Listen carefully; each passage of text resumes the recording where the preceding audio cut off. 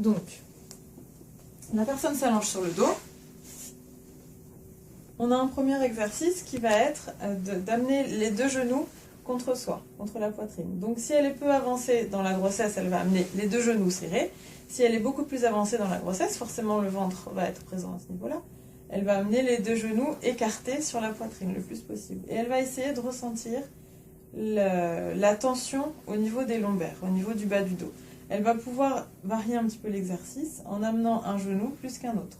Ça va créer des petites inclinaisons au niveau du bassin qui vont pouvoir relâcher les tensions de manière asymétrique.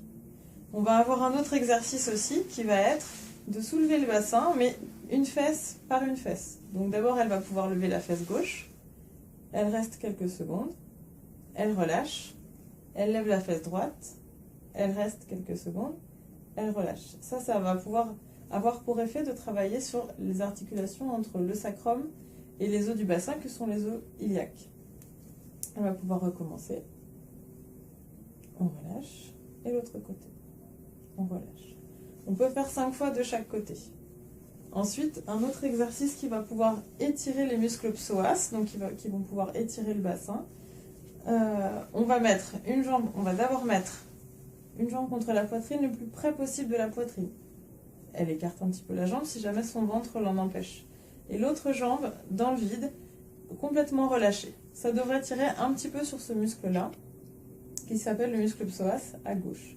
C'est très important pour cet exercice-là, la personne garde le genou droit le plus près possible de sa poitrine, parce que si elle relâche la jambe, ça va cambrer encore plus son dos et ça risque d'être douloureux. On va pouvoir faire la même chose de l'autre côté. Donc on se décale vers le bord du lit, on met le genou gauche le plus près de la poitrine et on lâche la jambe droite le plus détendue possible dans le vide. On essaye de ressentir la tension au niveau du muscle psoas à droite.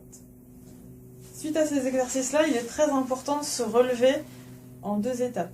Il ne faut pas se relever de cette manière-là, parce que ça va tirer trop fort sur la lombaire. Donc là, la personne va devoir passer d'abord sur le côté de son choix, mettre les jambes dans le vide, pousser sur les bras pour se redresser. Et de cette manière-là, elle ne devrait pas mettre en danger ses lombaires qui auront un petit peu travaillé.